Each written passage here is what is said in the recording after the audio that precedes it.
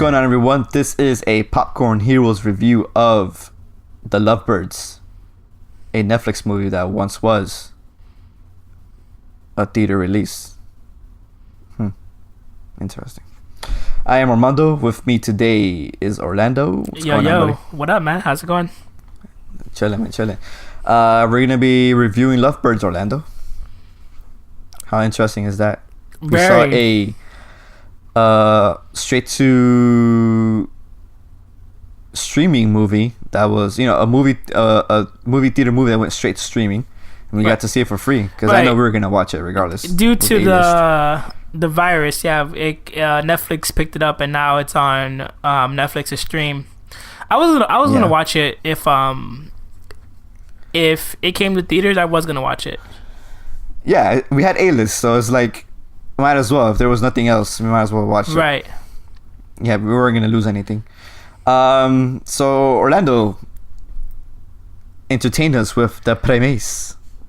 So the premise is basically this couple that seems to be on the verge of a breakup, and they're heading to like a party, and they get stopped by a quote unquote cop that ends up murdering a civilian, and the cop flees and they realize it wasn't a cop, and then they get blamed for the murder, and so that's essentially it. And then they try to like escape, solve the case, and so they can like not go to jail essentially. So Orlando, 1 out of 5, what would you give it, and your small spoiler-free thoughts on it? So I give it a 2.5 or a 2. I don't know, man. I really didn't like it much. You know what? I'll give it 2.5 because I didn't like it, but I also didn't like hate it. But I'm definitely for sure did not like it. It is okay straight through. I think it was a good thing that Netflix bought it because I don't think it would have bombed. I just think it wouldn't have done that well. I think it's just because Kamal has already been in another movie called like Stuber, yeah. Right, and that one didn't do so well. Issa had The Photograph like in February, even though that's like a rom-com or like more romantic movie. Yeah, it's a romantic movie. It did okay. I think it made its money back, but it wasn't like this huge like success story. So they're both not big draws when it comes to movies and audiences. And I think I haven't seen like the critics take on this, but if it's anything that what I think the critics would have probably bombed this movie. So I think the movie would have not been successful in terms of revenue.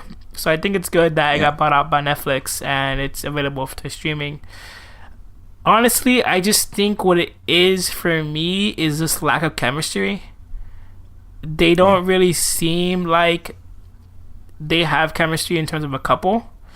I think it would have worked better if they were just like two best friends that got into like the shit instead of like right. And then it's just them being like getting into the shenanigans.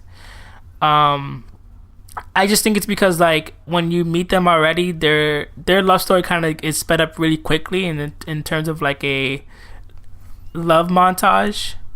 Yeah, it was kind of a highly pointless montage. Right.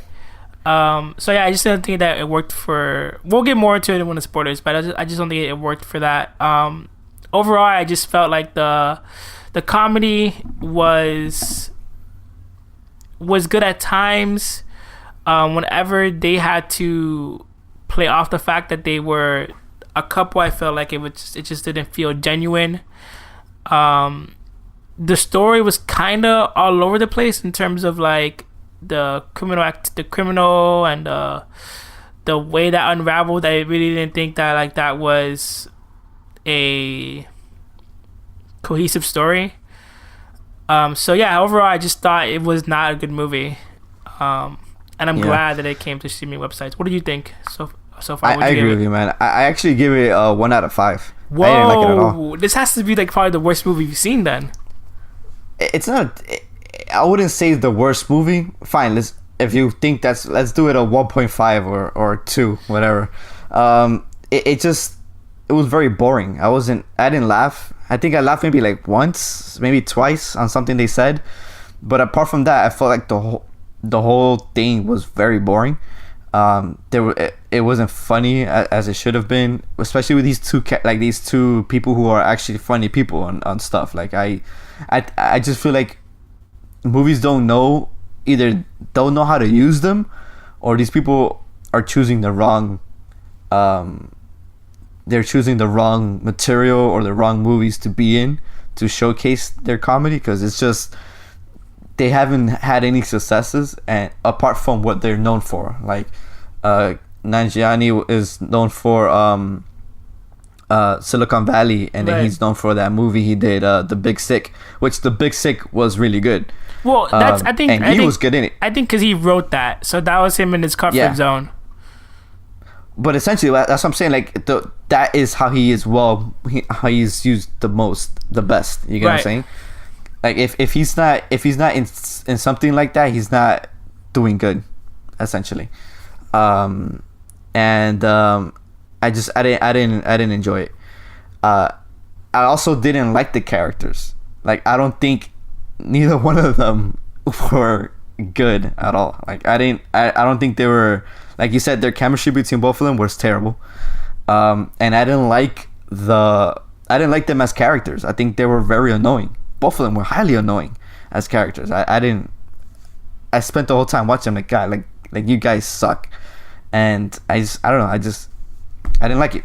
And they're two likable people, and I didn't like them in the movie. I think they were just extreme, like their annoyingness was just all the way to the top, and I didn't enjoy it. The story itself was stupid. Like you said, I think it would have been funnier if they were best friends that ended up getting into a shenanigan, and maybe at the end gotten together, because then you will have the whole movie of them being best friends and seeing how they are as best friends, and then at the end getting together would have been amazing. Like I think it would have been a more satisfying view in terms of, you know, how they ran into stuff. But apart from that, I didn't enjoy it. Let's get into it. Yeah, definitely. You ready? Yeah, let's get into the spoilers. All right, so if you haven't seen the movie, the time to pause or end or get out of this live video is now. But before you leave us, Orlando, do you recommend people to go watch The Lovebirds on Netflix? Unless you're a huge fan of these two actors, definitely not. It is totally skippable.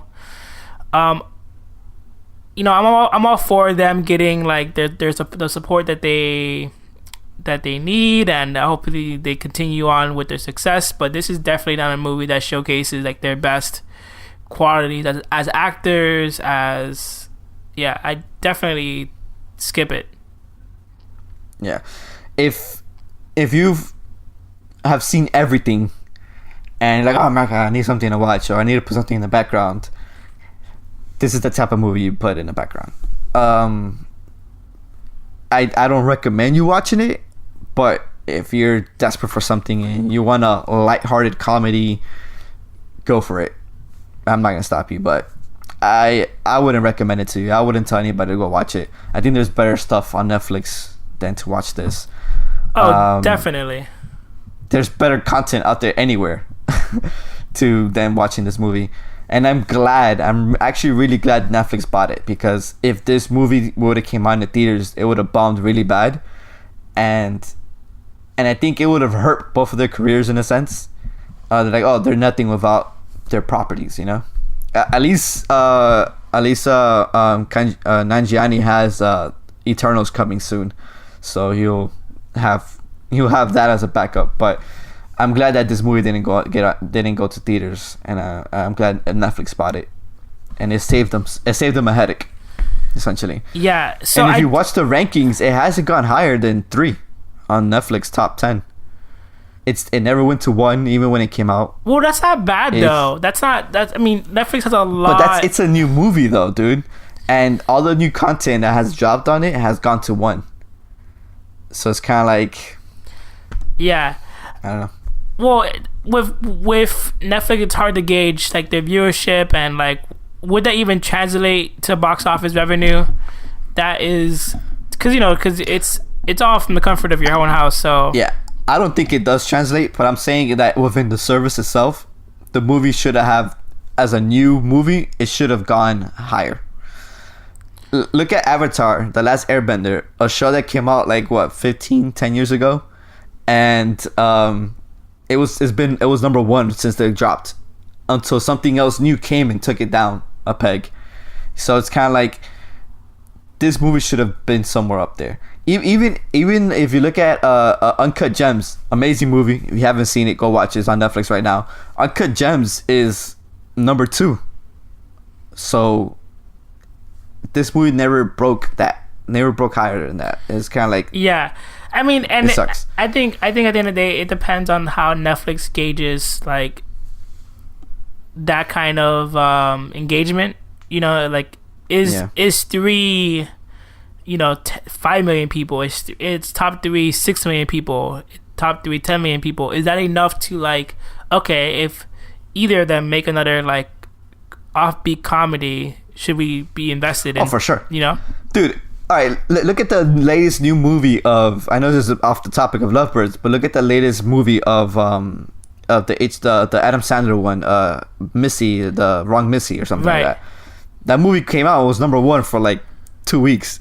So you see where I'm coming from with this, like, and I actually prefer the Wrong Missy over Lovebirds, and it's kind of like that's Netflix bread and butter right there. All those Adam Sandler produced movies, like that's their thing, and that movie did better than Lovebirds. But it's just unfortunate. Yeah, but Adam Sandler movies are like just this weird phenomenon. Honestly, like you really cannot translate, because at the end of the day, most Adam Sandler movies would have bombed at the box office, if not all of them. Especially all of them that have dropped on Netflix. Exactly, would have bombed. I think the only one that would have done well is like Murder Mystery. Because it has Jennifer Aniston, and Probably. I think it's actually a pretty good movie.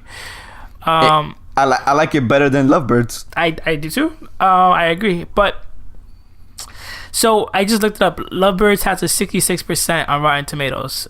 That's not bad, dude. That's good. How's the Wrong Missy? Oh, I don't know. I gotta look it up.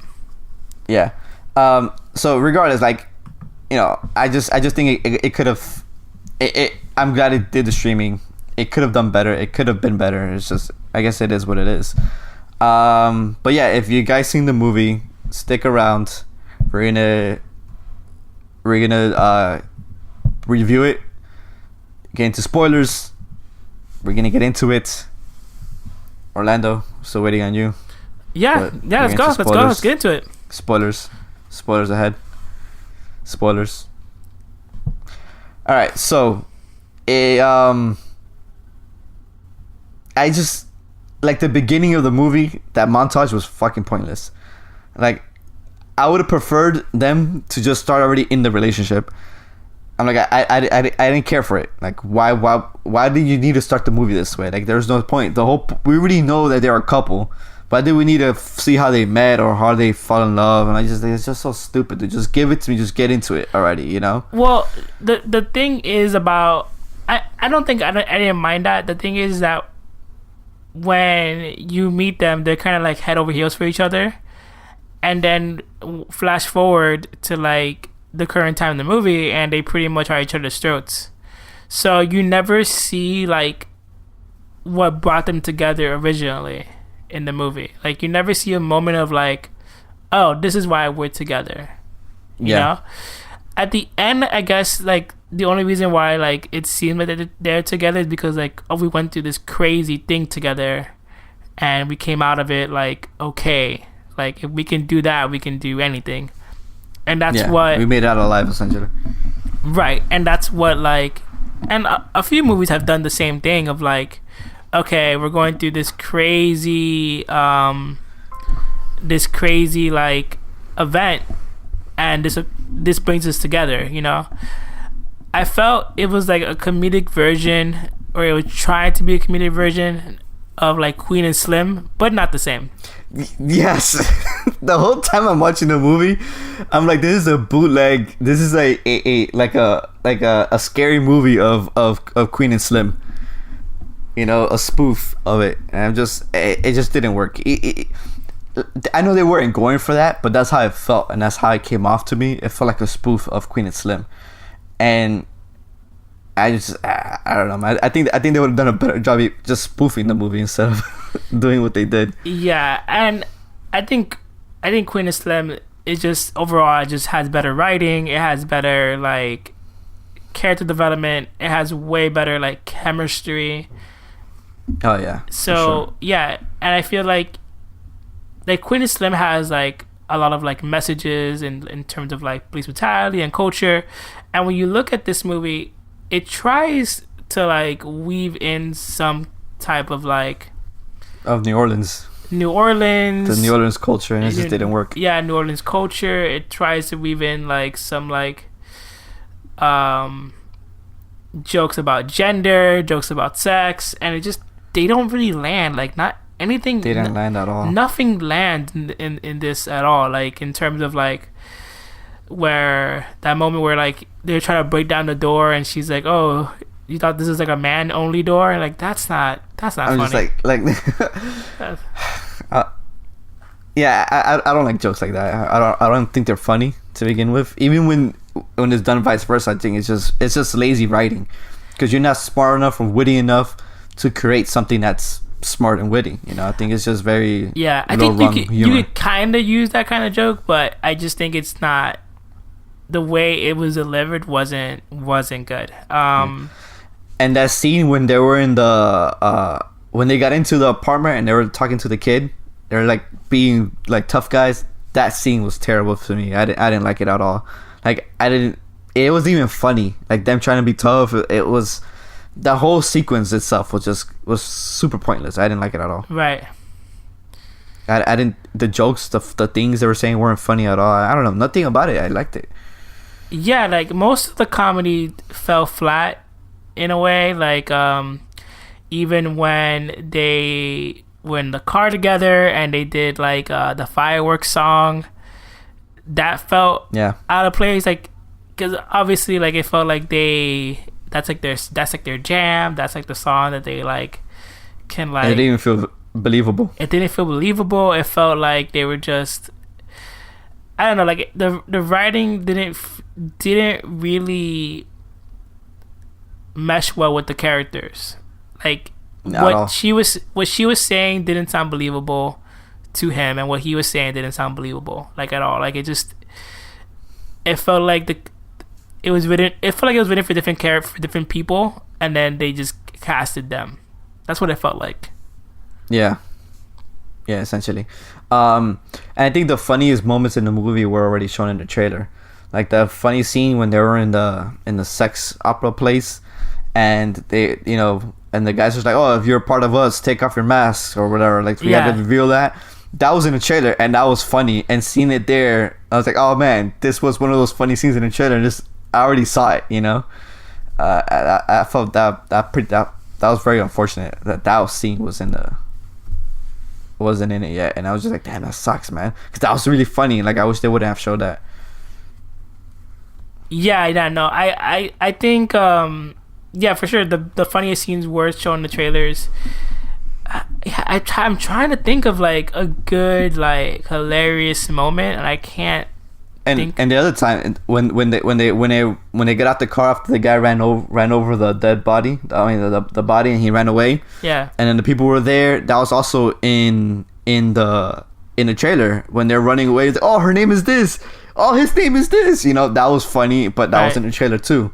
I'm like, "Oh, I already saw that already." Like, it's just, I think they showed all the good stuff in the trailer. But there wasn't that much good stuff to show anyway. That's the point. That's the unfortunate part of this movie. And you know how, like, we were talking about the city of New Orleans. You know how some movies the city is a character. Right. This was not one of them.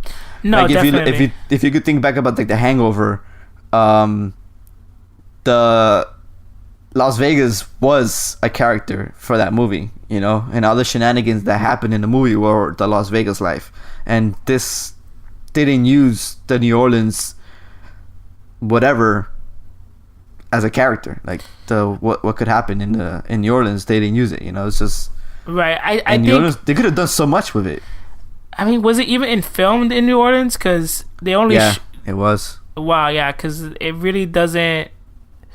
Because New Orleans has very like New Orleans, like the tourist parts has like very like narrow streets, and I didn't get that vibe at all. Like, part of that car chasing was filmed somewhere else, but the general parts of it were all in New Orleans. Yeah, New Orleans is a whole vibe, dude, and you can definitely have had something, especially like the part with the mask. Like, you're gonna literally have them go to like a gala with mask and not like have some New Orleans themes to it, you know, like. Yeah, the kid's apartment had the beads, and it's just kind of like right. They could have thrown something in there that was more to like the city, and make that feel more alive, because it really didn't feel like they were in New Orleans except for like that one spot. Yeah, and it sucks. It was very unfortunate. And the other thing I didn't like, but I'm just like, I wish they would have done. Nanjiani, I think he was at the point of at some point in his swollenness when he was filming this movie. So you know the scene where they were getting undressed and putting on the new stuff on. It's unfortunate that they didn't show Nanjiani his ripped body, like, or somewhat ripped body. I'm just kind of like, you see her in her bra, but you don't give him the scene. I'm just kind of like, they kind of always do that, where like the guy gets undressed and the girl has a moment of like, and it's kind of annoying. Even when she was in her bra, like, he wasn't like, they didn't play that card either. Like, even when she got like changed, it wasn't like, it's always a moment where like the guy like kind of like stops in his tracks and he's like amazed about what he's seeing. That was the dress scene essentially. But when she got dressed, it wasn't really like that. It was kind of like, yo, I'm gonna turn around because like we're technically. No, when she was already dressed, when she had the dress on. Yeah. And he's like, oh man, you're so pretty, whatever. That's part of it. Yeah. The most. Oh, and the scene where when she put on all that funny clothing when they were running away, the unicorn one, right? The purple looking outfit, and he was like, "Oh man, you look really pretty on that one too." That's essentially another scene when he was like, "Oh yeah, you're so pretty," you know? Yeah, but usually, I guess maybe like back in the day, they would really fixate on like a person's body, and they didn't really do that in this movie. I guess I'm not sure if it's for any political and that's reasons. that's not bad. I don't mind that, but give me the love in another place, you know, like the personality wise or whatever. Like, they just, a lot of stuff was sprinkled in there, and it just didn't really. Right, I get what you're saying. Like, if you're going to make these people a couple, have them show affection for one another in a way of like, okay, I know we're broken up, but wow, you're changing in front of me. I haven't, you know, wow, like, you're still stunning. Yeah, of course, yeah. I get what you're saying. Like, have those kind of moments, not to show like, not for like a sexual gratification, but more of like, hey, we are together, where we used to be together, and I still like long for you, which we didn't really get that vibe at all from them at all. Like, I mean, I never got that vibe from the beginning. That's the thing about the movie. It sets them up to be a couple, but it sets, what you're seeing play out is a couple like in shambles, like about to like fall apart. So you never really get the fact that like they're together, like, or why they're together. Like, you don't really ever understand like, okay, why are you guys gonna work this out? There isn't and because there wasn't a moment to build on their like foundation, you don't really root for them as characters to get back together. You don't root for them to like, to make it over. Like, you would have been okay if they broke up and that's it. That's how they ended the movie. Yeah. I mean, and I think that's why I say that like, it would have been better if they were friends or best friends that ended up being together, because at least you would have been rooting for them throughout the movie. Like, oh, hopefully they get together. Right. I mean, even I agree with you. Like, not to go off on a tangent on a different movie, but when I watch Marriage Story, which is not about like technically their marriage, it's about like a divorce. You have that. Yeah, it was amazing. You have that first like 5, like 10 minutes, I think. and to me, it's one of the best like openings in cinema. Like I can't think of a best like a greater opening than that, where you understand exactly why they're together, why they love each other, why they fell in love, and then that's it. And then after that scene, you see like their demise, like their downfall, their anger. But you know for what? each In other. all that, you still see the love. Of course, right. And that's the thing. Like you still see that. It's only because though, like how strong the beginning was, that the love is sprinkled out, and you still feel it. And in this movie, maybe they should have focused more on the beginning of like what made them a couple. Because you don't really see what made them a couple. You just kind of see like they were just interested in each other. Like but you don't like a see, hookup that went well essentially. Right, but you don't see like what was it about each other that drew them together. Yeah, it was more of a conversation like, oh, because of you I went here all the time, and it was kind of like, oh, cool. I would have loved to seen that. Right, like a montage of them always going in there, and then finally, you know, whatever. If you're gonna do a montage, do a montage correctly, I guess. An extra 2 minutes of montage wouldn't hurt the movie. Right, of course. And I think, and another funny scene in the movie, which was also shown in the trailer, was in the scene where they're in a barn house, and she was like, "Oh, you choose the grease or you choose what's on the door." That was also a funny scene that was shown in the trailer, and like I remember laughing at that scene in the trailer, and I was just like, "Oh man, it's funny. He chose the door, and it was a horse that kicked him." That was hilarious, you know. That's another wasted scene. Like essentially, like you said, all the good stuff of the movie were shown in the trailers. Right. And I don't even think that was like... Okay, so let's get into the plot a little bit, because I really don't understand what the fuck was happening. So, like, essentially there's like a sex cult in New Orleans. Well, it's a lot of powerful people are part of the sex cult, because the guy was a senator. Okay. So if it goes out, you know, that if those pictures go out there, you know, whatever power they have, they'll be lost. So the guy who was killing them was also framing them. Yeah, he was blackmailing them. So what it was, he was a cop and like a charge of the area or something like that. Right, and he was getting paid sick shit. He was in on it. And then they're like, oh, you know, if there's a raid that was going to happen, he would call them up and be like, hey, this is happening. But he was also using that to frame them with the guy he killed at the beginning of the movie. Got it. So, but the guy at the beginning of the movie was trying to get more money. So he was kind of cutting out the cop or using other people to frame other to extort other people also. So that's why he used the other people, the frat boys. Okay, I got it. Yeah. So like, essentially, the guy just started taking him out. I was kind of like, all right. Yeah, that story just didn't really like flow well, in my opinion. I don't think it like, because it all felt.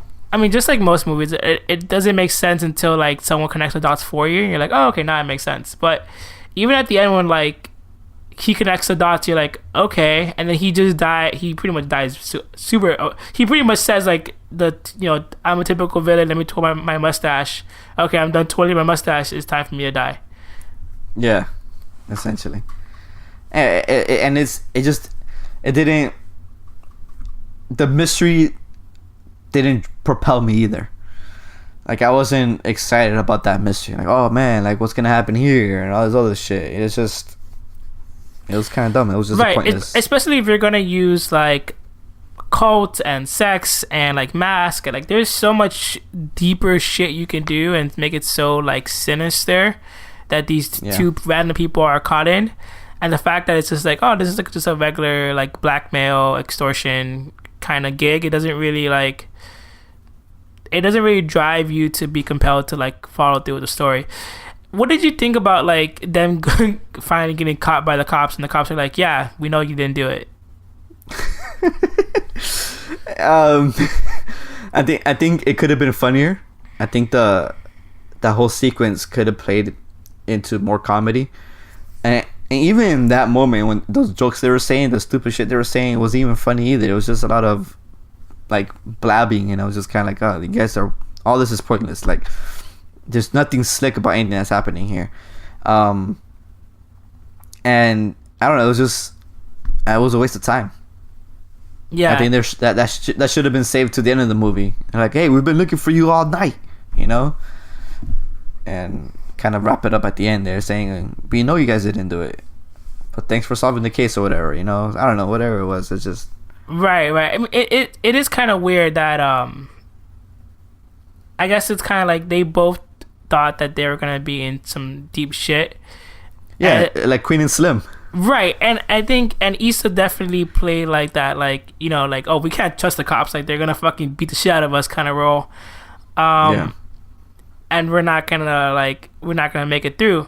So it's weird that like that kind of joke didn't get a call back of like, oh yeah, you guys are not gonna beat the shit out of us. How surprising. Yeah, you see that could have been a slick thing, you know. Yeah, that would have been an interesting tie back in terms of like oh wow, the cops might not be too bad or something, you know, or something like that. Like it could have been an interesting callback to something like that, but it just didn't seem like the writing just didn't seem like it was witty enough to make that line, that connection. Yeah. How do you what did you think about the opening joke, essentially closing out the movie of The Amazing Race? What do you think about that? I mean, that was obvious from the beginning of like that they're gonna go on an Amazing Race. That was like so dumb, I guess. Yeah.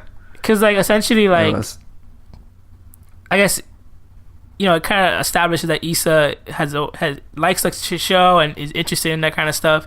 He doesn't really know like what it entails really. But it doesn't seem like they were a good team anyway to do it. But I mean, I think it just goes for like more of a storytelling perspective of like these two people who clearly could not operate together, and now they're operating together. It goes full circle. Or essentially, it was the gag of the horse that we wanted to bring back. That too, and then also there is that callback for the horse. Yeah. But yeah, man, it was a pointless movie for me, man. Honestly. Yeah, no, I agree. I really didn't think it was entertaining at all.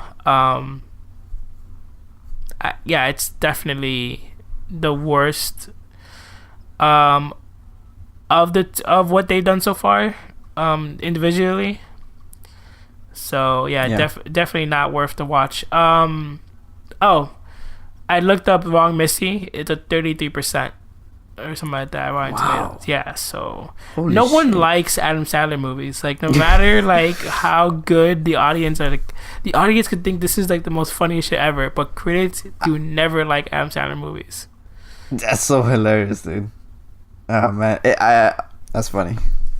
Well, we don't agree with the critics essentially. Well, I didn't see Wrong Missy, but I definitely don't agree with the critics on Lovebird. Like Lovebird, to me, should be like in the 40s. Yeah, it should be the Wrong Missy rating, essentially. Yeah, it should be for sure in the rotten rating. And I saw like someone give it like an 8 out of 10. I'm just like, what the fuck are you smoking? Like these people do not have chemistry at all. I think it's just, you know, trying to prop up minorities in movies. But there's nothing wrong with them. And the thing is, like, if you're gonna have a movie about two different minorities, like you don't have to play it off like let's talk about the culture, but it would feel more authentic if some of like there'd be culture references, because then like obviously like I don't know, I guess that would have been cool. I think it would have been interesting, but then maybe like at the end of the day, like I understand as well, like just because we're minorities doesn't mean that we need to like speak about our culture. Why can't we just exist like anybody else, you know? So there is that card. There is that card as well. But at the end of the day, like I feel like the movie was written for like white people. Like I feel like the movie was written for like a white cast, and then they just casted these two minorities, and then like there's nothing wrong with like no, that's actually awesome. But if you're gonna cast minorities, what sets us apart from white people is the fact that we do have that culture. Right, exactly. You know what I'm saying? Because white people is just they don't essentially have a culture, or I guess maybe not. I mean, they're just Americans, right? Essentially, so they're just there.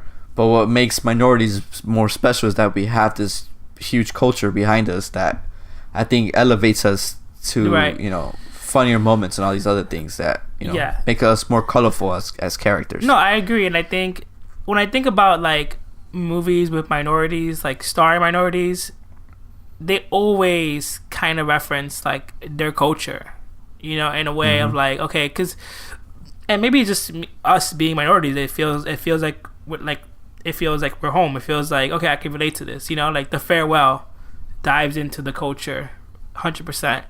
Queen of Slim dives into culture. Coco super dives into culture. Like, yep. And all those movies to me are like 10s. Like, they're like perfect for in their own like way. And I understand not that anyone's making that argument, but like I understand just because you have like two minorities or minorities in general doesn't mean that they have to like reference their culture, bring up their culture. But I definitely feel like the script was not written for them in mind. And I think it would have. It was too generic. Yeah, it just felt generic. Exactly, it just felt generic. It just felt like. Yeah, and I think it would have played better if it was written with a more of a slight angle to it in terms of like their culture. At least something. Right. And the thing is, like, for example, I watch shows all the time that might have like one minority, but then like I'm looking at the show and like clearly it's all like maybe like a whole like the writing staff is completely white, because there's nothing about this character that separates him from, like, there's nothing that makes him or her, especially like unique, essentially. Yeah. I don't know, I feel like at the end of the day, like, you can like when I think about I forgot her, I think Mindy from The Office. What's the Mindy Kaling. Yeah, I forgot her name in The Office. Kelly from The Office. Like, she comes off like a regular girl, like that kind of ditzy kind of character, and every once in a while they sprinkle in the fact that like obviously she's Indian and her culture comes into play. Like that makes her like it fully encapsulates her, like. Yeah. So and we're not saying that it needs to be out there and like in your face. It's just subtle. It's just in like, oh, this is who they are as a person, Right, exactly. Like, and I think at the end of the day, like, I don't know. I don't know any minority that eventually their culture doesn't come up in any way. Like either with it's food or music or the way that the way they talk, or they'll mix up like, they'll make us English with their native language, their second language or their native language. Like, I don't know. Something pops up. I really can't think of anything, but and I think at the end of the day, like, I'm not sure if that would have helped the movie. At the end of the day, I think in general they just didn't have chemistry, and that's what it wouldn't help the movie, but it will round it out the characters. But like you said, what they needed the most was chemistry, and they did not have that. And they didn't have that. Like, I think at the end of the day, like, they could have written done everything. They could have made them stereotypes in their culture, and I think at the end of the day it would have been just terrible, because they just did not seem to be playing off each other very well. Yeah, you're absolutely right. All right, pretty much those are our last thoughts there, because I think that encapsulates everything that what we felt about the movie. Let us know what you thought about the movie. You could hit us up in our social media platforms. We be posting. We be going live sometimes. Join us. Get in the chat. We'll talk about it.